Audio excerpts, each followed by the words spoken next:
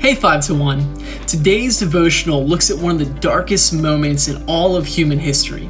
We're taken up right in John chapter 19, and as we just celebrated Easter this weekend, what we're looking at tonight is the event that made Easter possible. See, in order for Jesus to rise from the dead, to leave the tomb empty, he had to first die. And in John chapter 19, John is recording the events of Jesus' crucifixion. And so what we see here is that in our last devotional, Jesus was arrested in the garden while he was praying. He's led to trial with the high priest Annas, and they basically convict him. They bring all these charges against Jesus, and they're quoting things that he had done, but they're not really quoting them accurately. If you go and look at what they claim Jesus said, and flip back to the earlier passages where Jesus was actually going through these events and making these statements, they don't match up. And so what happens is, under Roman law, the Jews were not allowed to execute capital punishment on their own. And so the Jewish leaders, the Sanhedrin, they bring Jesus to Pilate, who's the governor of Jerusalem. And they take him to Pilate, and Jesus stands before Pilate, and Pilate begins to question him. And Jesus doesn't talk very much, and it's pretty understandable because he's been flogged. And so what's happening is Pilate can't get anything out of Jesus to convict him of. He hasn't done anything that Pilate's seen that's worth killing him. And so Pilate brings him back out to the Jews gathered there, and he says, "I find nothing guilty of this man.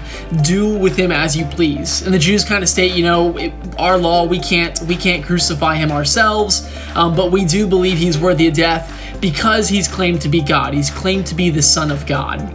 And so what we see here is the Jews weren't crucifying Jesus for anything he had done. They were crucifying him for what he had said. He had said, "I and the Father are one. Before Abraham was, I am," using the name of God right there. I am the Son of God. And so to the Jews, this was highly heretical and blasphemous and was considered very disrespectful to God. And so more than anything, they're just angry. And so Pilate insists, I don't know that this man's worth dying for. And we get to this interesting passage in verse 15. The crowd shouts at Pilate, take him away, crucify him." And Pilate looks at the crowd gathered there and he says, "Should I crucify your king?" And the people cry out, "We have no king but Caesar." And what's interesting here is the Jewish people did have a king. God was their king, their Lord, their God. And in this moment, they are stating, "We have no king but the Roman king Caesar." And we see that they've betrayed themselves. They've betrayed their God. They've sworn allegiance. All throughout the Old Testament history, what happened at the very end of the Old Testament was the Jews were led away into exile because they abandoned God. They turned to other idols, other kings for help. And in this moment, they're doing that same thing. Pilate asked, "Should I crucify your king?" Because they were claiming he was king of the Jews, that was the statement he was making. And they look and they say, "We have no king but Caesar." Not "we have no king but God," and this man is lying and claiming to be God. We don't like that. They look and they say, "We have no king but Caesar, Pilate." And they've betrayed their God. And so Pilate takes him away. They carry him to the place of the skull called Golgotha. They bring him to this hilltop.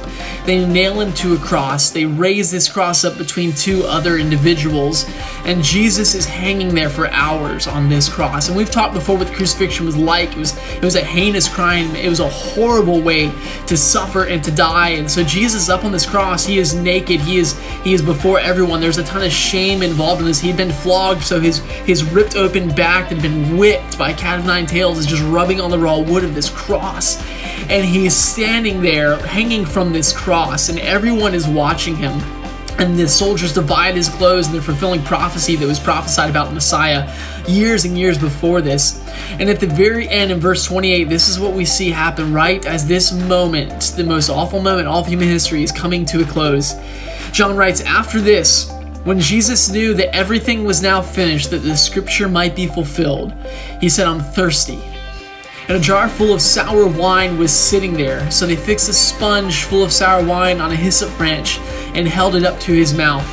And when Jesus had received the sour wine, he said, 'It is finished.' And then bowing his head, he gave up his spirit." And so what we see in this passage right here is a couple really interesting things. Jesus drinks of this wine, and then he looks out and he says, "It is finished," not just fulfilling the work that God had sent him to be crucified, but the redemptive power behind that work was finished. Jesus had borne all sin, all the penalty was on him. In the other Gospels, we see the other evangelists record that Jesus cried, Father, Father, why have you forsaken me?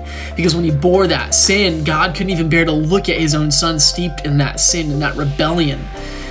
And so that has happened, and Jesus looks out and says, it is finished. Redemption has been fulfilled. Death has been defeated.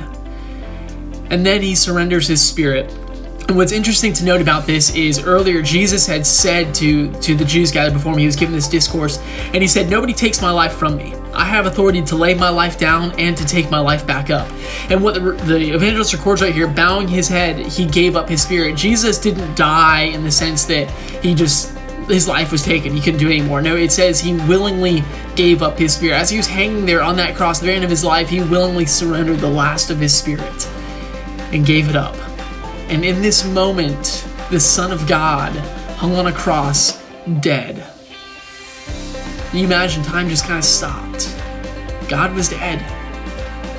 The price was paid, but what a terrible price it was.